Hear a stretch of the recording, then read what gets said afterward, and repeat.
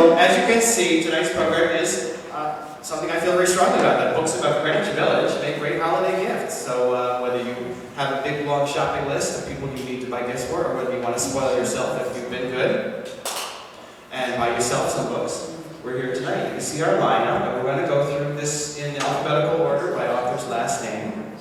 And each of the authors is going to come up here and hold the hand mic just like I have it here, talk about his or her book, entertain you, and show you some images from the book, and speak for about 5 minutes or so, and at the end we're going to serve you all some cider and cookies and have a good time, okay?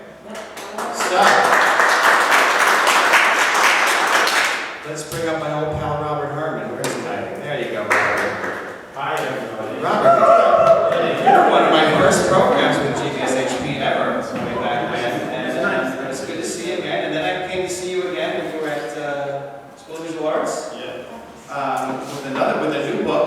Then you're going to mention that very quickly too. So I'm going to turn this over to you. You have a remote control here that has a laser pointer, and you need it, and then you advance the slides with this red button here. And there you go. All right? Yeah. Thank you very much. Hi. I always like to preach to the converted. Thanks for joining. I did the book, The New Yorkers, in 2013. Let me just practice and see if this. Do you need this? You can get it. No, use the mic. Okay. So I shot most of these photos in 1978 to 2005, but most of them are from the early 80s in Soho, Greenwich Village. They're all shot on photochrome.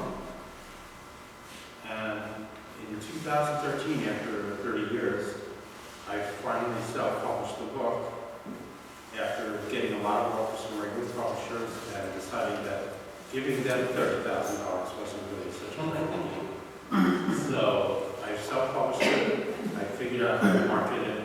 I got it into the MoMA bookstore. I got it into the Strand, and 3 years later, it's still selling it. It's in the second printing. And I have a new book coming out, which Darlene could bring up a copy so I can wave it at you guys. It's coming out from Schiffer in 2 weeks, and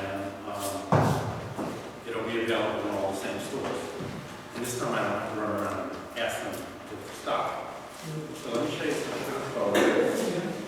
Yeah, hold that up. It's next to letter. Turn over the letter. This is the phone book. It's all iPhone pictures that I made with Hipstamatic app. It's coming out from Schiffer in 2 weeks. I was traveling a lot the last 5 years. And if you know what the Hipstamatic app, it's an iPhone app. And when I started doing this, it was the only way to make a square out of an iPhone. I've been in like 15 countries, luckily, with a lot of frequent flyer models. And I'm doing events at the Apple Store on December 1st, the Strand on December 10th, where I'm going to have a conversation with Sean Cochran, who's the curator of the Museum of New York. And if you guys want to come to the launch parties at Soho Photo on December 16th, and I have postcards in the back of all the dates. Okay, now we'll get to the real deal, the images. I think people will remember Sullivan Street when it was actually stocked with little stores. I mean, it's changing. And Sullivan Street so far is one of the lucky ones. But this is, if anybody remembers that guy, Gigante, and his brother who used to walk around with the bathrobe on. Oh, yeah. Right? And say he was crazy so he wouldn't get arrested. Well, I'm sure this is his big campaign headquarters.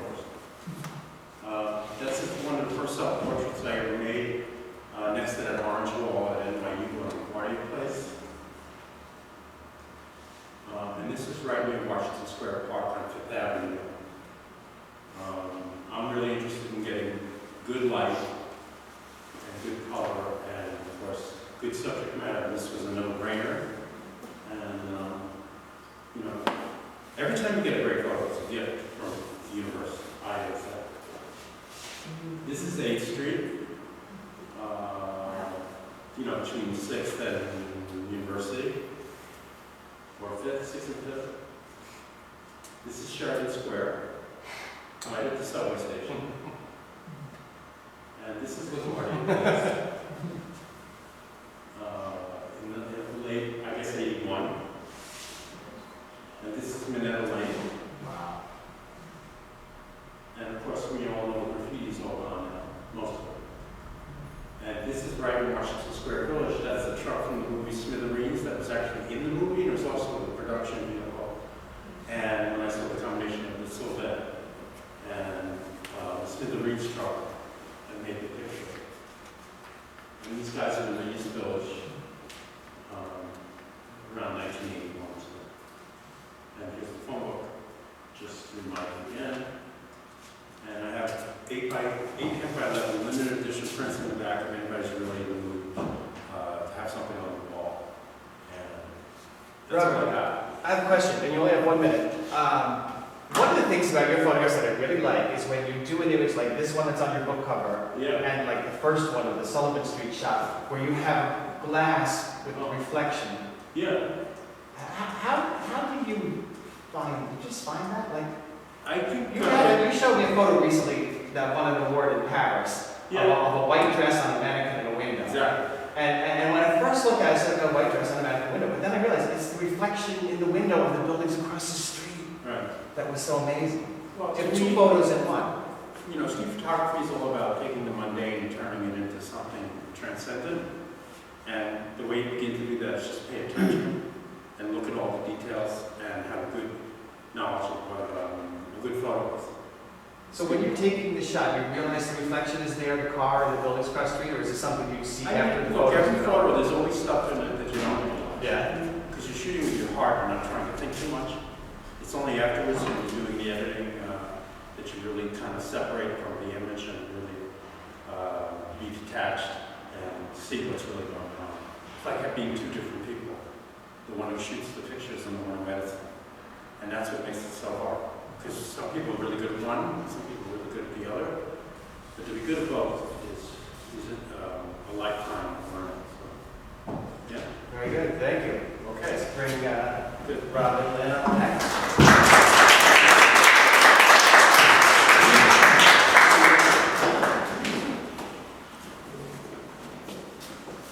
Next is Robin Lynn. And you're missing your partner tonight. I'm missing him a lot. Most of us know Francis, right?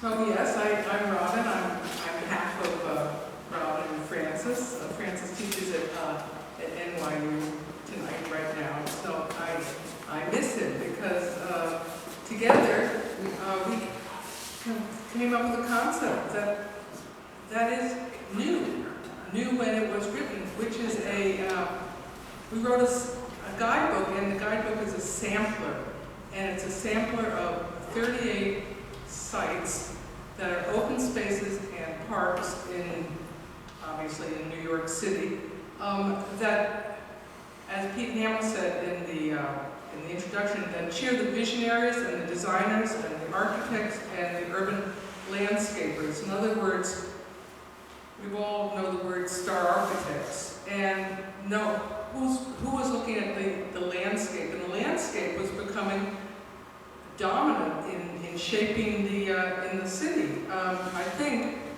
now these are Francis's words, that New York City is one of the world's leading showcases, or perhaps the #1 showcase of contemporary landscape architecture and urban design, or of that intersection of the two that we now call urban landscape design. So that was our goal, to find sites that would help you understand any future open space or park that you saw. We wanted to find some of the precedents, and as you can see from the cover, you're looking at Greenwich Cemetery. You're looking at among the earliest rural cemeteries in the United States, because these are cemeteries as parks. At one point, of course, we're pre-Central Park. We're looking at 500,000 people visiting. So I know tonight we're celebrating Greenwich Village, and I'm up here showing you Greenwood Cemetery, which we know is in Brooklyn. So of course, one of the... Oop, by the way. No, yeah. Slide theater, folks. Where am I going? Way down. Down. Okay. Robert gets more exposure to that. Okay. Okay, so, if you're going to go into Greenwich Village, which of course we are, because what doesn't start Greenwich Village, we're looking at the Liz Christie garden. I think that this garden is hiding in plain sight. It's at Bowery and Houston, and it's between 1st and 2nd Avenues, and it's 1973, and we all remember, or as I remember the city, you know, back then, pre-1980s, even, you know, pre-graffiti, it was a site that if you put greenery in it, maybe you could obliterate and not have to see what was there. So you've got a beautiful park today with wildflowers and vegetables and berries and herbs and flowering perennials, grape arbor, weeping birches, fruit trees, and a dawn redwood. And it all began with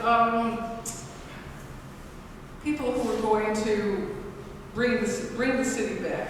And so Liz Christie Garden had to be there because it's the grandmother of community gardens.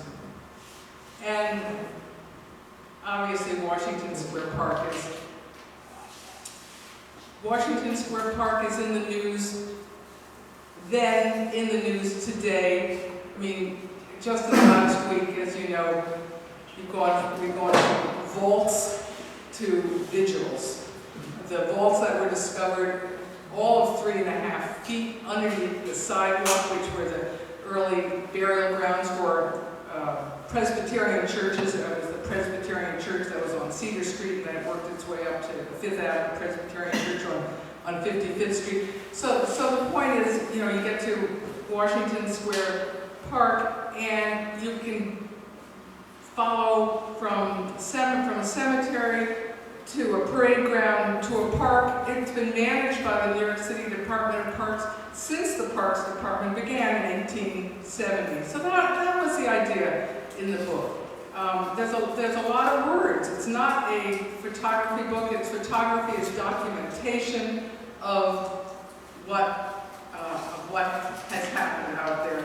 And I'm just showing you a few. The book is not all parks. It's atriums, it's parkways, you know, Eastern and Ocean Parkway, where you have the separation of, you know, the vehicular traffic. You know, you've got the bike path, and you've got the walk path, and you've got, you know, and you have the cars. And we go into atriums. We have the urban garden room, which, again, I think it's hiding in plain sight, although it's within a building at the Bank of America Tower, which is up on, you know, 43rd Street, you know, 42nd Street and 6th Avenue. Fresh Kills Concrete Park Plant. I think that if you read the book, you have a sense of who the designers are, why design matters, and where you can go in the 5 boroughs to find great open spaces, the sort of open spaces that we all desire and need. Thanks. Thank you, Robert. Thank you very much.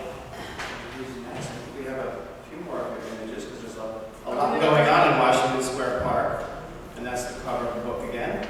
And next we're going to bring up Village Award winners, James and Karla Murray. If you were at our annual meeting in Village Awards last June, you'll know that James and Karla won our Village Award, the Regina Kellerman Award, for their outstanding service to the village, the East Village in particular.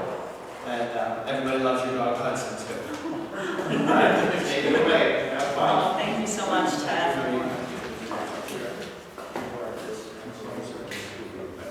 Okay. Very good. All right, take it away.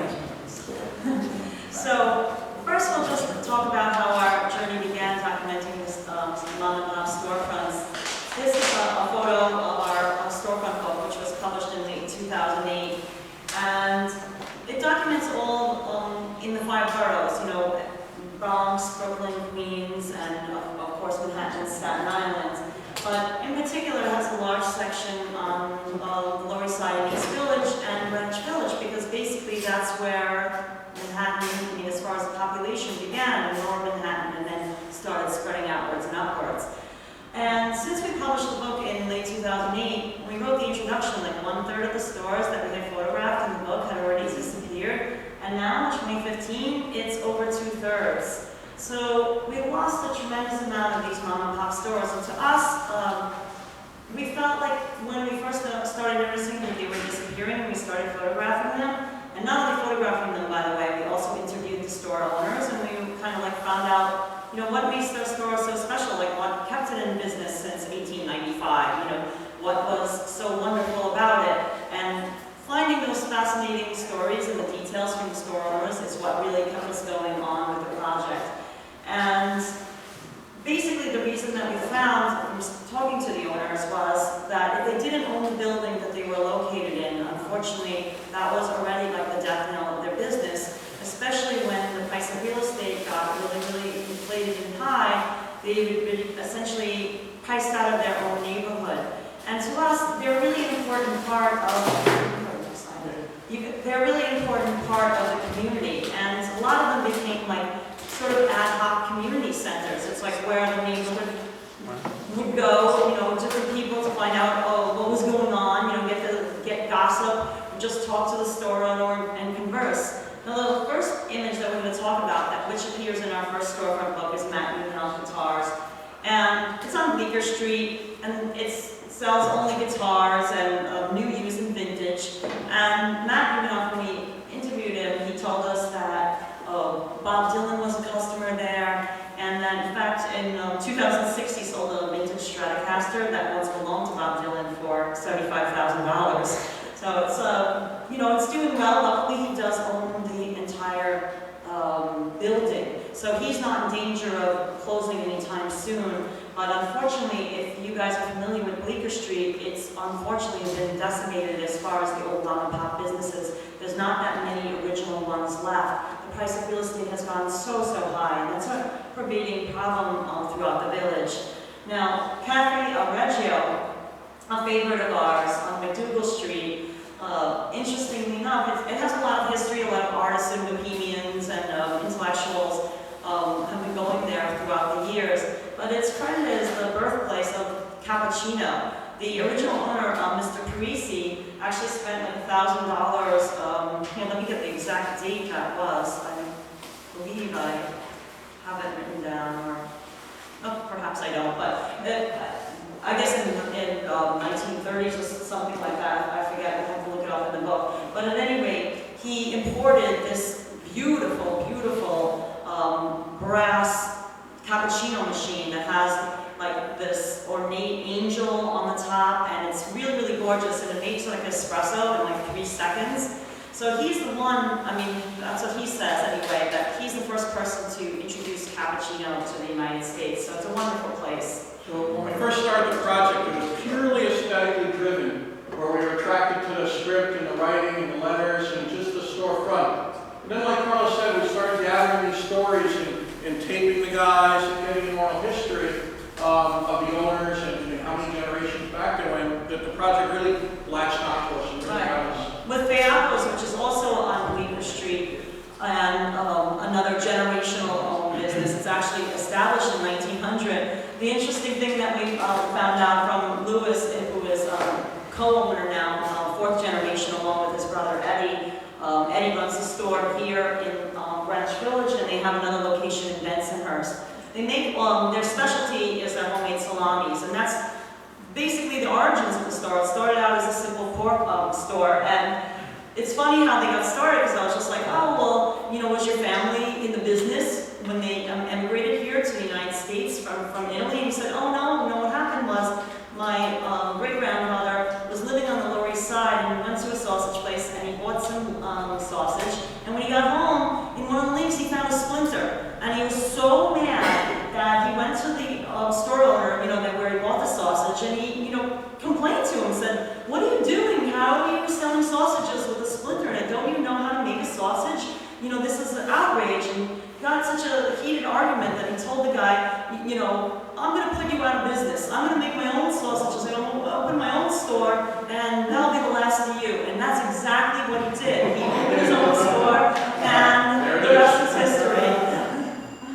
Now, Florence Pine Meat Market, a lot of you, even that live in the village, may not be familiar with this because it's located on Jones Street, which is a very small street. It's, you know, right off Bleecker, but a lot of people don't go up and down it because it just travels from like Bleecker to West 4th, so that's where this one is.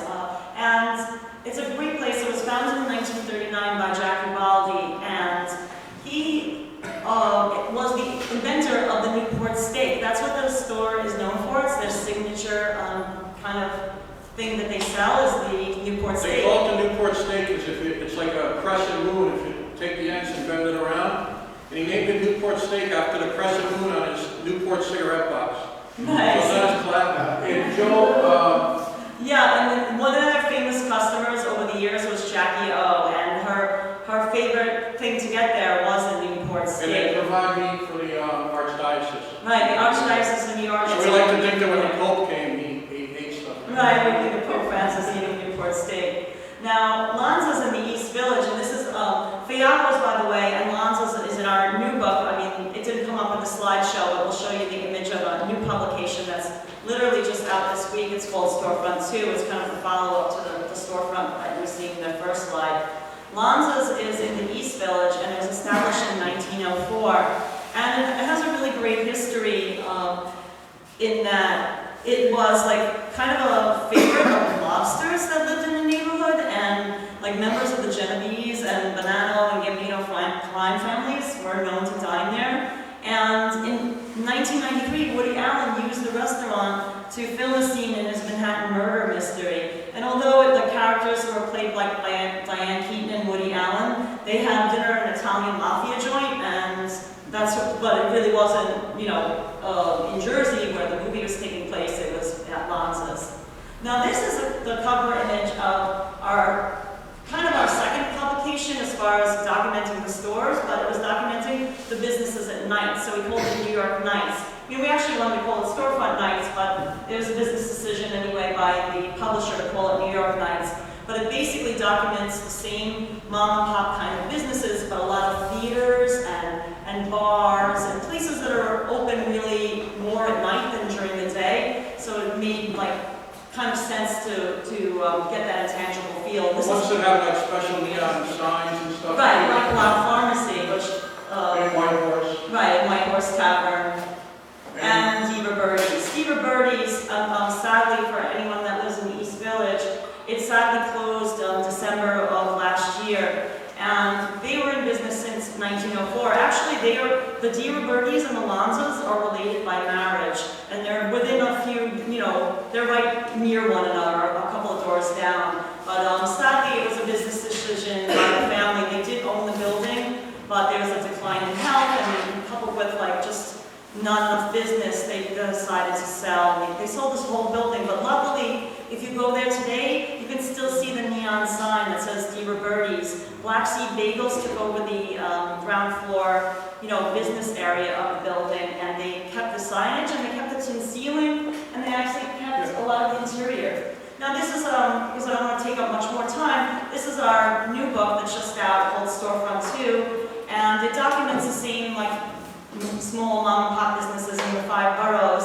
and it kind of picks up the story where Storefront left off. And of course there's so many stories and so many stores to share, and we'll have a program totally about the book. You know, sometime in March. We haven't kind of picked a date yet, but you know, we'll be back in March. And also I'll invite you all. We are having an event with the Neighborhood Preservation Center, and Karen Lowe of GVSHP was going to moderate the discussion at Rizzoli Bookstore next Monday evening. It's a free event, and anyone's welcome to attend. It's at 5:30 in Rizzoli. If you haven't been there, it's a gorgeous bookstore, you know, an independent bookstore, and it's on Broadway by 26th Street. Thank you. Okay, well, wait, 1 second. Even though your time is up, Jim, I want you to real quick tell the story about how difficult it was to take the photos at night. Like you told me, Yeah, we were working on that one. Yeah, we were working on the night book. We would go out as late as possible because we didn't want a lot of smokers out front, and we also went out when it was so they didn't have the sidewalk things.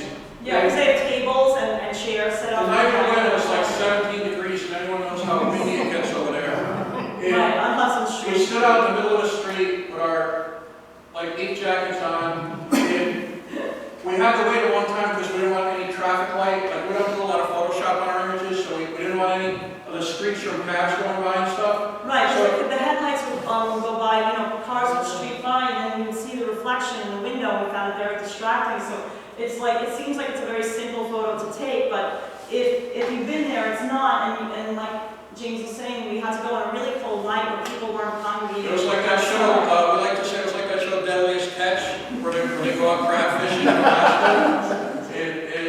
We suffered for it, but it looks like a simple photo, like Karla said, but there was a big work for it. All right, thank you.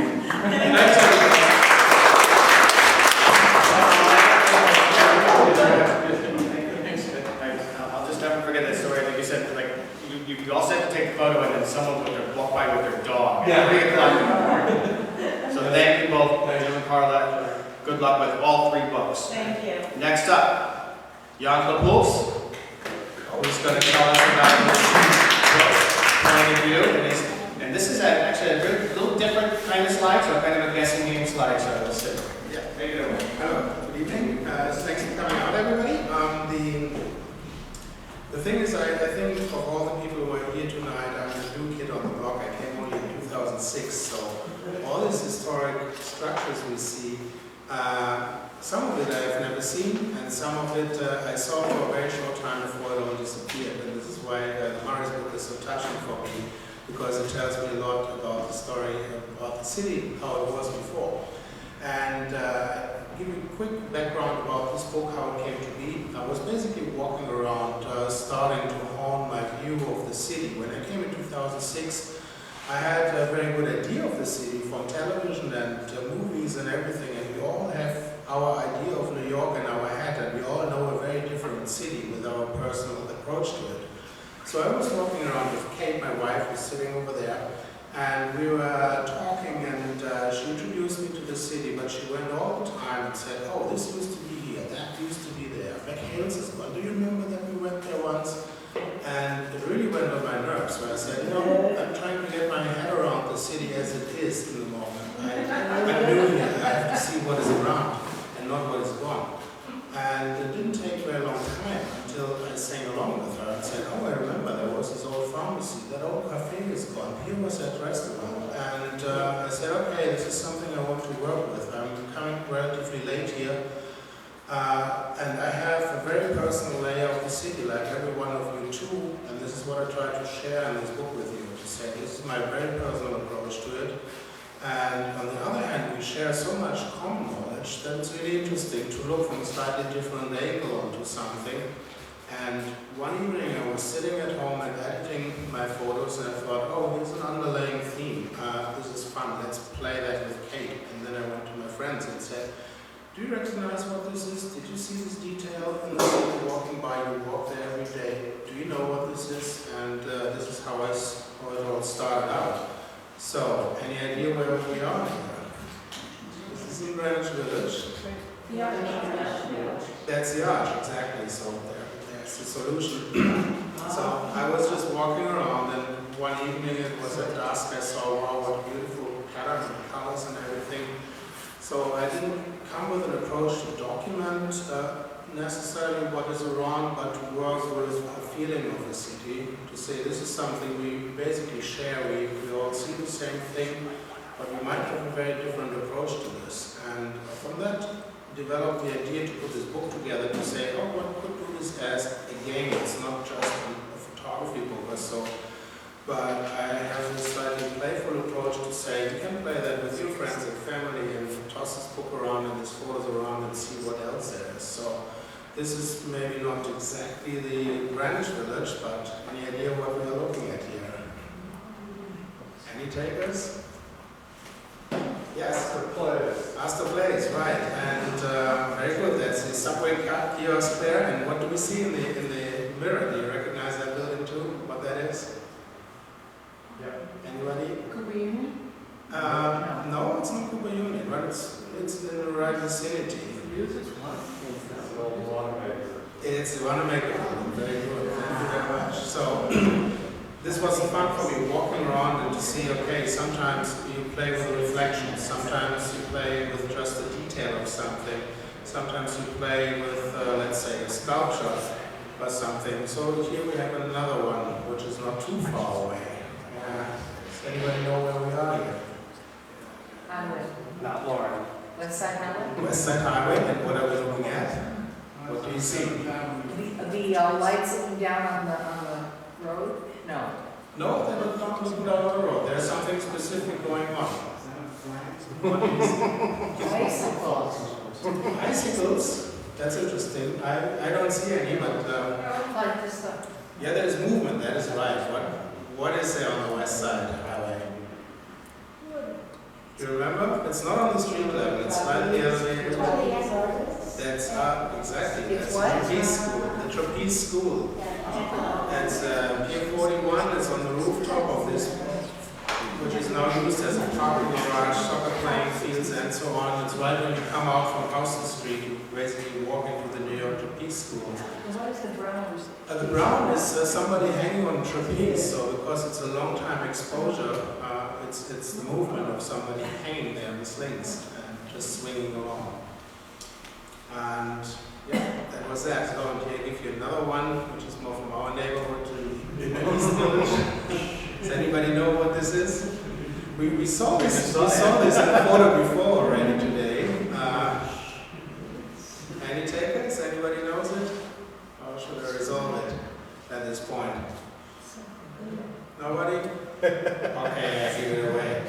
So we're looking at the famous block rugs again, which we just saw in the photo from Murray's, just this time completely blurred out. And in the foreground, this is just an artwork in the making by Jim Powers, or he's also known as Mosaic Man, who goes around and works with donated tiles and is walking around the neighborhood and puts on dozens of light poles, basically a living museum of the East Village, documenting which places have been in a place and they're still there, some of them are gone. And he has an eternal fight or decades going on with people who, with the city who's taking down his tiles again, and he cut once a deal with Giuliani that he could keep 90 of these posts. By now there's a website from the Cooper Union students who made that to keep this alive and researchable. And I think that is the last one. That you should know where we are here, right? Stuyvesant Park, yeah, exactly. That's the famous tripod, the Cadillac of Peter Stuyvesant. Yeah, this is basically how the whole book works. We have seen her before in a very different context. There's a silhouette again down in the IMA buildings, Silver Towers, just in south of Washington Square Park. Has a sculpture from '54, which then in '68 was rebuilt by Kalnesia, a Norwegian artist who built this several times aggregized. So that's basically what I have to say about that book.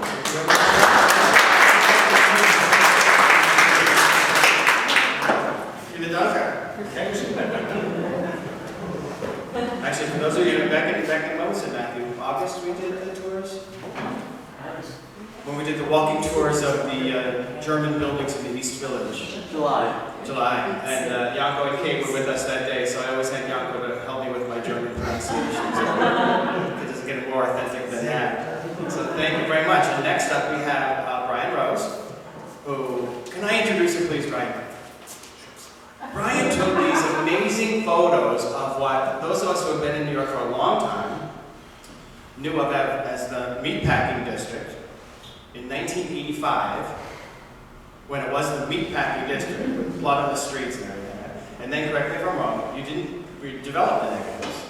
Then you found them, you rediscovered them in 2013, and went back and rephotographed the same spots. There's been a few changes. Come on up, come on up, Brian.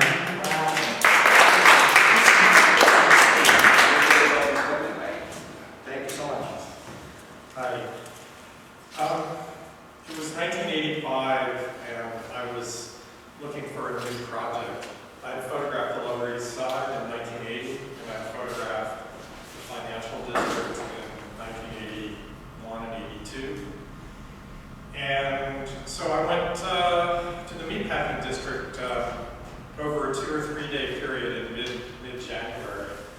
weather was pretty terrible. I was not inspired.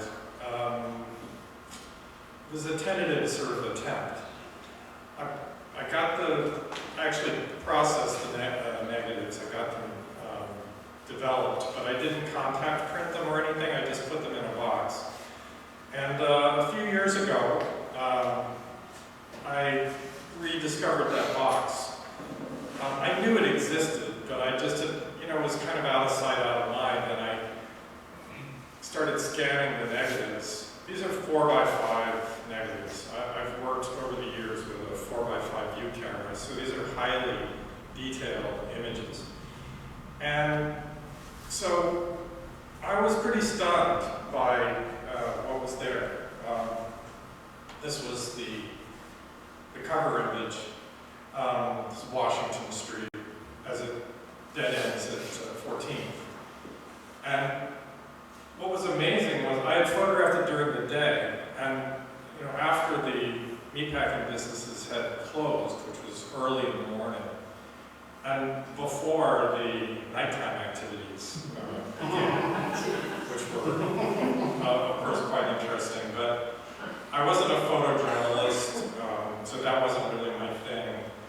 And what I really am about is the landscape, the urban landscape. So I was pretty stunned by this work, and I put it up on my blog, and it got picked up by Jeremiah Moss on Vanishing New York, and before you know it, people were clamoring for me to rephotograph the neighborhood. So that's what I ended up doing. I went back to this spots where I took the pictures. When I did my Lower East Side book, that's also a time lapse sort of book from 1980 and 2010. But in that case, I didn't try to redo the shots. I just revisited the neighborhood afresh. In this case, it just cried out to be done as a kind of direct before-after. So that's what I did. So you go from this sort of scene of desolation with a meatpacking truck to vegan ice cream. Actually, when I set this picture up, I thought, oh damn, this truck is in the way. You can't really do it the way I had intended to do it. But then I realized that the truck was perfect.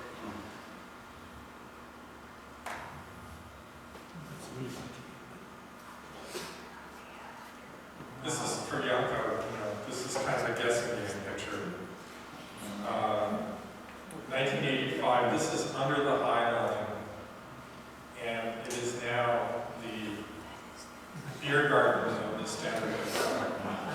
I didn't try to re-photograph the exact spot here. I went around the corner and photographed the line going into the beer garden. And what I decided to do with this project was not always to exactly re-photograph the same spots. I wanted to make the pictures to have, each picture to have its own sort of integrity. So in many cases, I would vary the point of view. And I started picking up new pictures as well. So this was taken under the High Line, looking towards the grouping of modern buildings up above the meatpacking district. This is sort of the northern border of my book. And this was taken on the High Line itself. So my book is, although it's about the change from 1985 to 2013, it's also a book that's very much about today's city.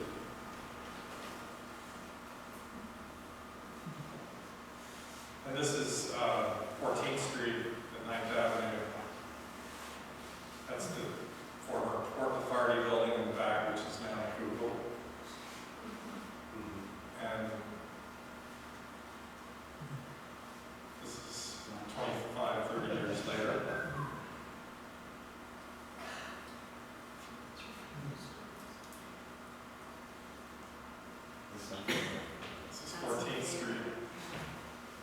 thing about the way I work, with this camera is that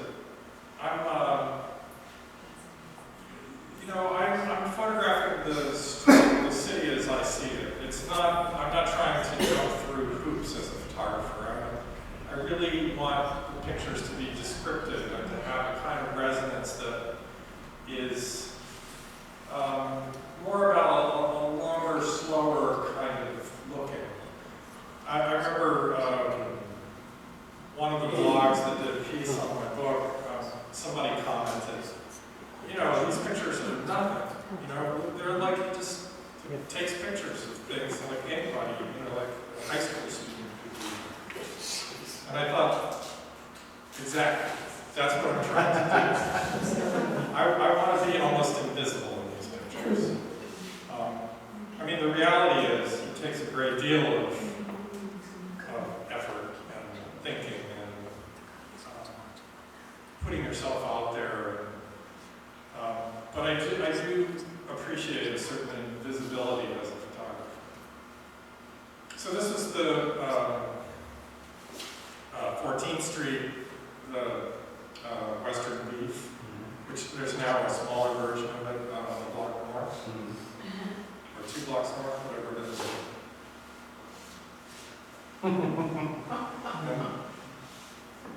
That's the same view. This is one where I really try to come as close to the same spot as I could. And, it's interesting what happens. Some of it's conscious and some of it's not. But if you look at the way it's composed, with vertical stacking of those boxes on the left, and the colors are purplish red color, and then you're sort of stopped in the middle by the shopping cart.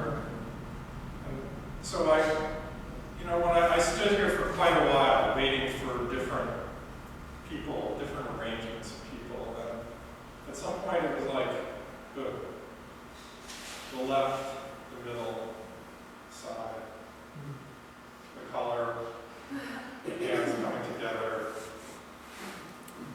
the photograph happens. And that's kind of how you do something like this, where you're not just sort of in a rote way, kind of repeating yourself and looking for something new.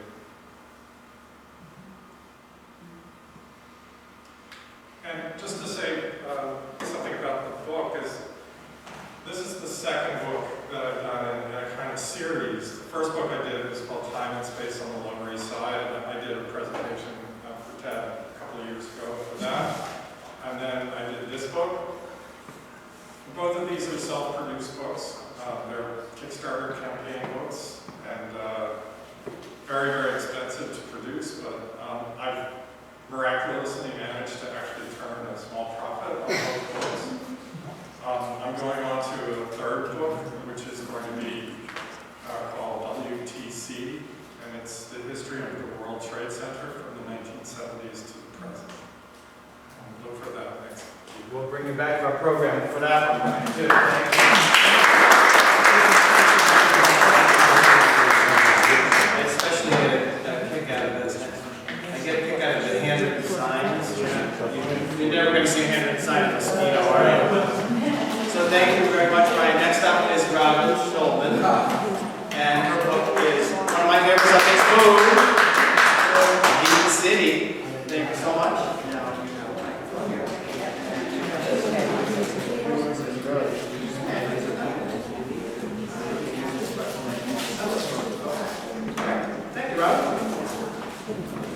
Great. Well, I'm glad to go after Brian because I feel like in a way we're telling, actually many of us here are telling the same story in different ways.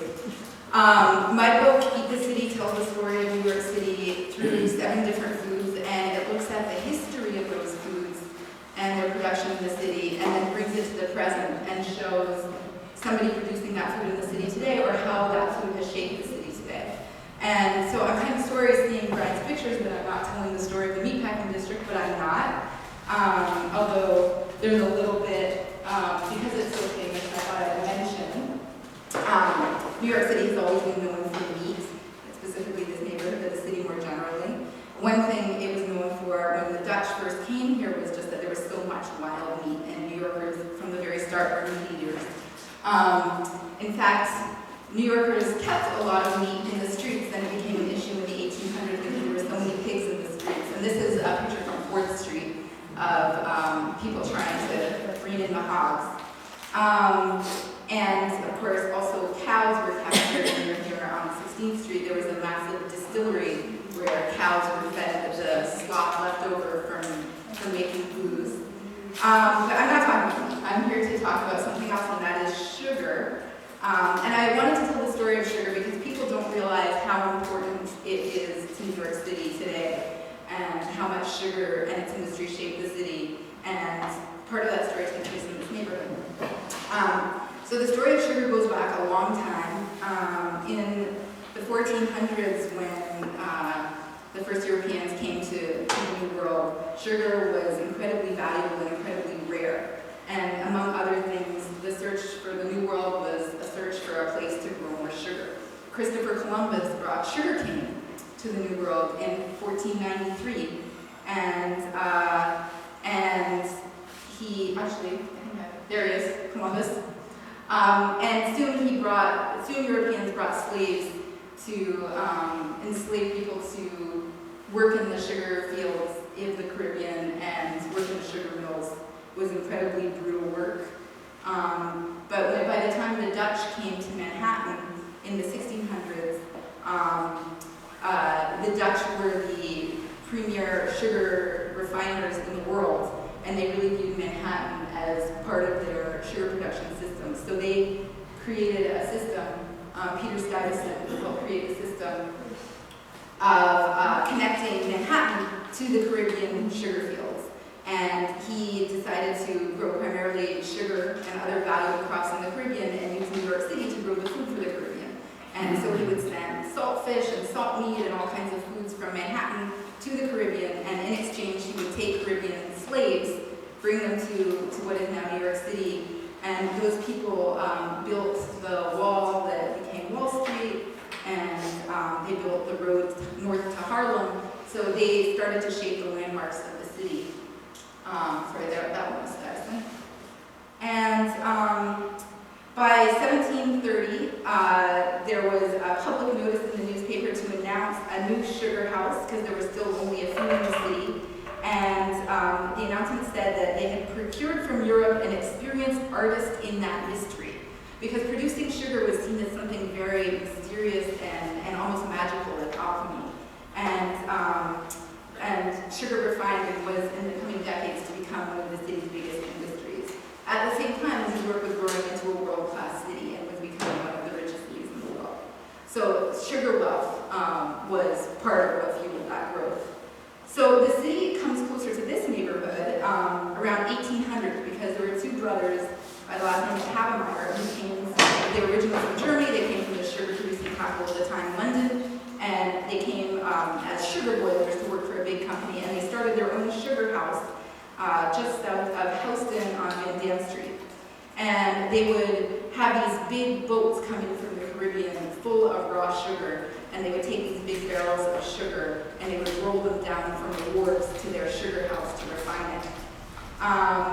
And they brought the latest technology from Europe, and they prospered. The city expanded. One of their sons, William Havemeyer Jr., became mayor of New York, which gives you a sense of how powerful the sugar interests were in that city.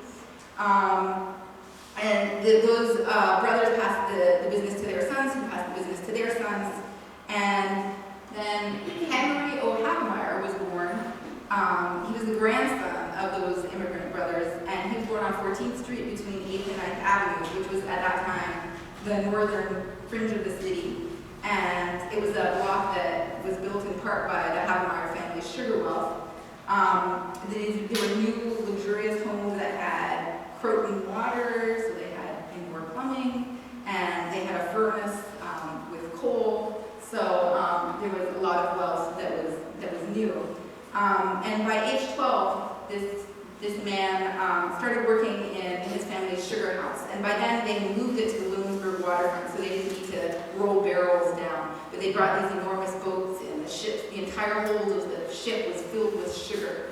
And they would soon start to use cranes to dig the sugar out of the hold. So this 12-year-old boy went to work in the sugar house, which at that time he was to rebuild it to become the largest and most advanced sugar refinery in the world.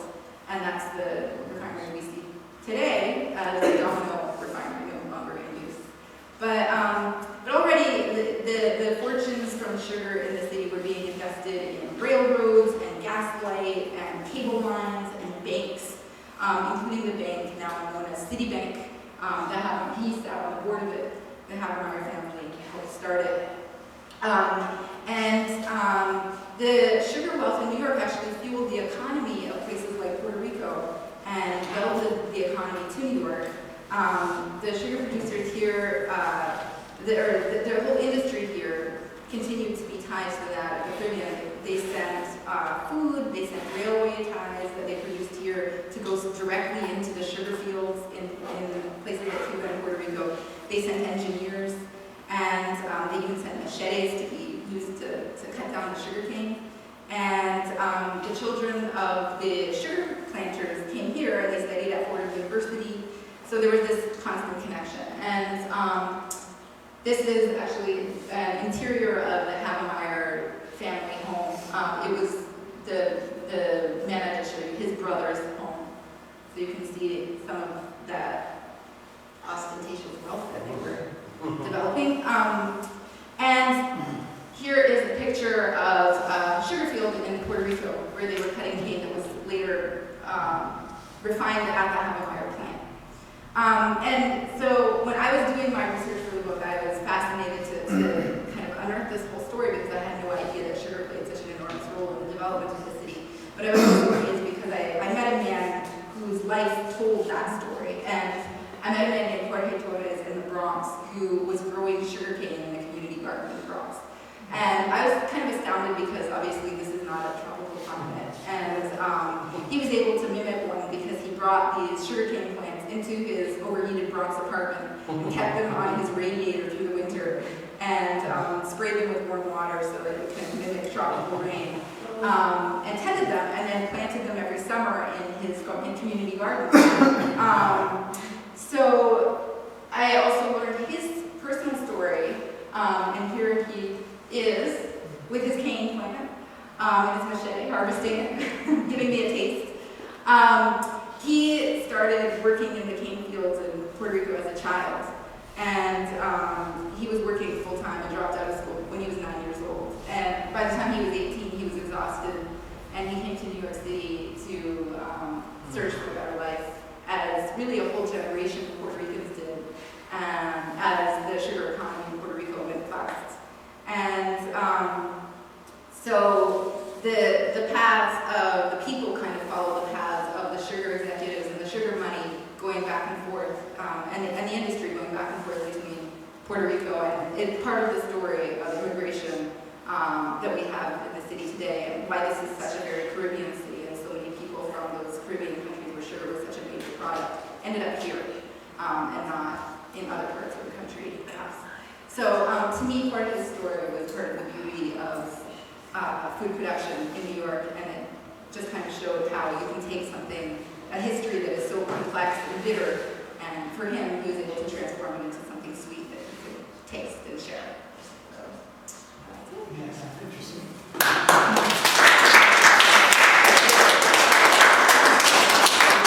Robin, you just focused on sugar, but there's a lot more food in your book, right? There's meat, there's everything, you know. Yes, lots of food, lots of food. So thank you much for that, Robin. I just love it. Next up we have Ellen Shumsky. Ellen did a great job photo documenting a very important time period here in New York, so come on up here and tell us about that, Ellen.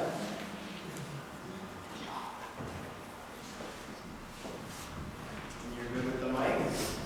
And this has a laser pointer we recommend, and this is what you do to advance the slide or the graph. All right, thanks, Ellen. Well, my book, a lot of it takes place in New York, but it's not about New York. It's about a period of time in our not too distant past. the years 1968 to 1978.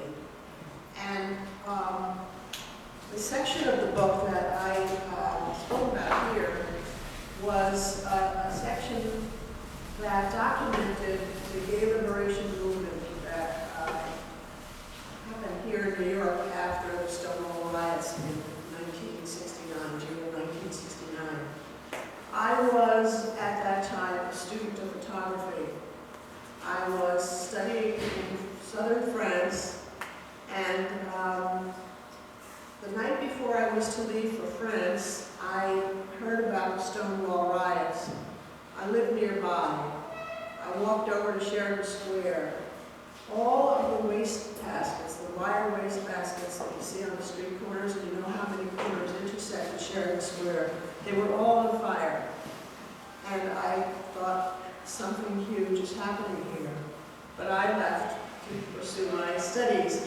And while I was in France, I got a letter from a friend saying that something had been created, the Gay Liberation Front. And I had literally an epiphany. I was gay. I had a vibrant social life in Greenwich Village with my gay friends, but I was living a completely double life because I was not out to my family or to my straight friends.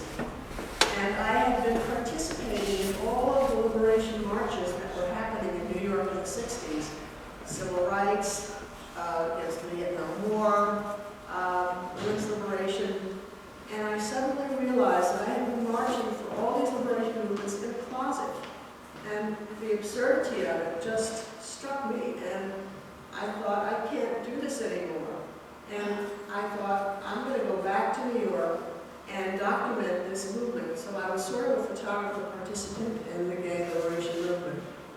And I'm going to show you just some pictures that I'm going to show you are from the movement. The book actually is more like a kind of autobiographical document of my life during that 10-year period because it starts in southern France with very pastoral pictures of the great harvest and the peasants walking in horses. And it follows me through all of the different liberation movements in New York City, the women's movement, the anti-war movement, the civil rights movement. It follows me into Cuba, where I took a trip with the Veterans Brigade, and then it comes to the gay liberation movement. And after the gay liberation movement, there's more, but I'm going to stop and advance this. So this is a gathering of gay liberation marchers in the park. You can see that it's an incredibly celebratory moment. And it really captures the incredible joy and enthusiasm of this movement. It was an amazing time to be out and gay and filling the park with our presence. This is an iconic picture. It was taken at Sheridan Square, and it says it all. That's what you say. Yeah.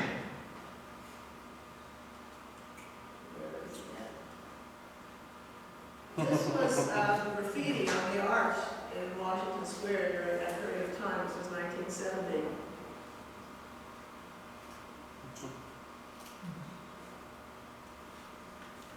And this is the line of march.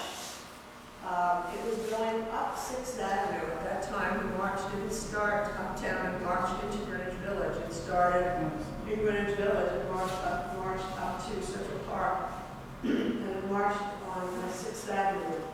And you can see buildings that you probably recognize.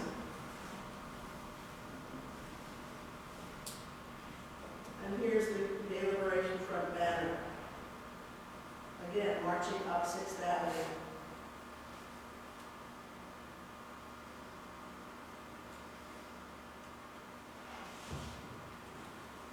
Thank you. So the rest of the book has the gay liberation movement, the meetings, the internal workings, the dances, the everything, the whole community life of the gay liberation movement. And then the women separated off from the men, which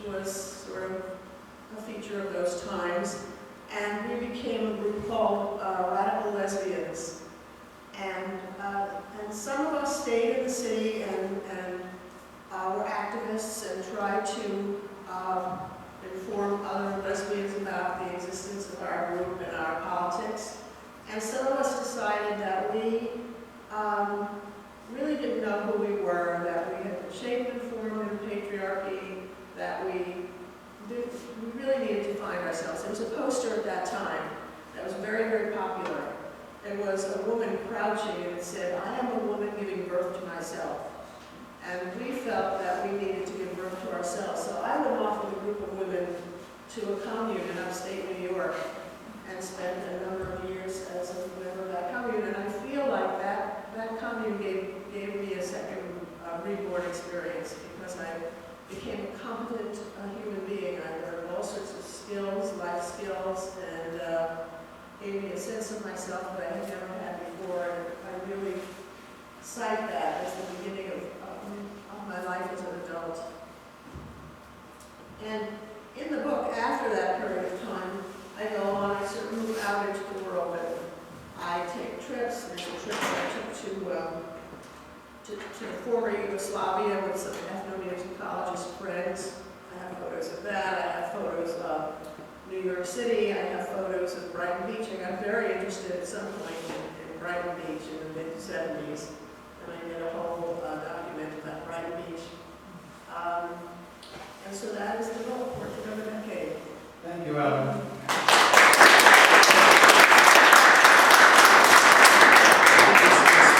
It's great that we have your photos, Ellen, because most of us here in the room lived through all this and know it. There's a lot of young people out there who don't know, so I hope that they can see your photos and appreciate it and know what's happening. Actually, right now, I'm getting a lot of interest in my photos because they're archival, and since the Marriage Equality Act, people are doing documentary films galore about this subject, and I'm constantly being contacted for these archival photos. Not surprisingly. Thank you. And finally, our very own beloved Judith Stonehill will tell us about her wonderful book, Greenwich Village Stories, and show some images from that. So come on up here, Judith, please. Judith, you worked on this book for how long? Very long. Very long. Yes. You can either use this arrow or you can use this button. Yeah. And you know what? If you have trouble, you let us know. Come here. Thank you, Judith. It's true, I did work on it a couple of years, but it's not my book. This is a book that belongs to the Greenwich Village Society for Historic Preservation. It's a collection of memories. It's my idea, and I asked my publisher, but so they done other books, and of course, Janko Puls and the board, everyone liked the idea to create a collection of memories. We already have a mission to protect the architectural heritage of the village. Everybody knows that. But we also have a secondary mission to preserve the cultural heritage. Cultural heritage of the village. That includes programs like this, and tours, and photo archive, and of course, the oral histories. So it's a collection of 66 stories written by contemporary artists, writers, musicians, poets, historians, other neighborhood habitués, and probably some of your neighbors. I thought I would just tell one story tonight. Everyone who participated, the storytellers, the book is full of paintings and images, maps, etc. They all did this program. So the first story to come in was one by John Ware, and he wrote about his, we had asked everyone to tell something about the village, an impression or a memory that told something about the character of the village itself.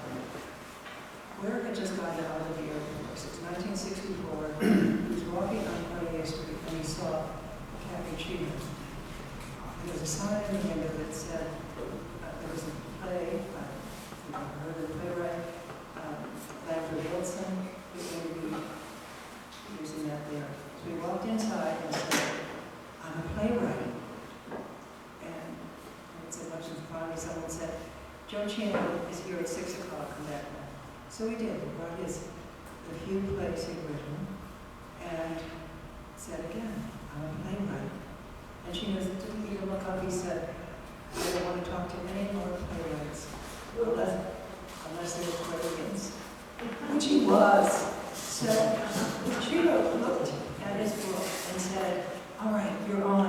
weeks in May.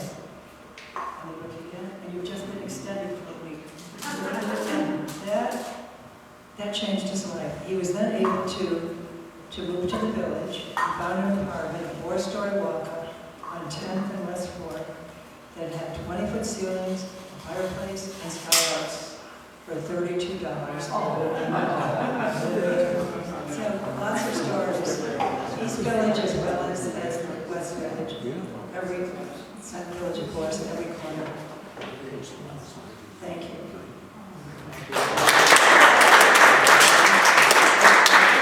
The photographs have nothing to do with it, just a collection of some of the ones that were in the book. So, this is a painting actually of Gansworth Park. You can see there's one little crane you can see over there, but now of course.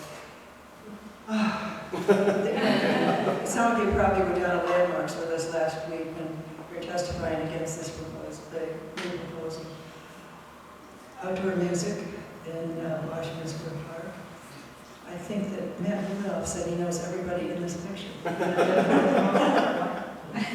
This is a wonderful photograph by Robert Herman, and it's the only one we have in color. It's a great mailbox in the foreground. Astor Place, really work hard with it money will be the old kiosk is still has been restored. Bleecker Street Cinema, where else writes about that in the story? Washington News, which looks very like it today. Cafe Bois, and of course McNally's Minetta Tavern over here. That street hasn't changed very much. People think this is Sharon Square Park. This is Christopher Park with a equestrian statue of Philip Sheridan. Bleecker Street. This is a wonderful painting by Andrew Jones. And of course, we all know this before this too was a great painting by Frederick Jones. On Jefferson Market and 10th Street looking west. And that's it. No one knows who this guy is. No one has any idea. We've asked people to write it. We've got all kinds of suggestions, including Bob Dylan. So if you have an idea, let us know. Thank you.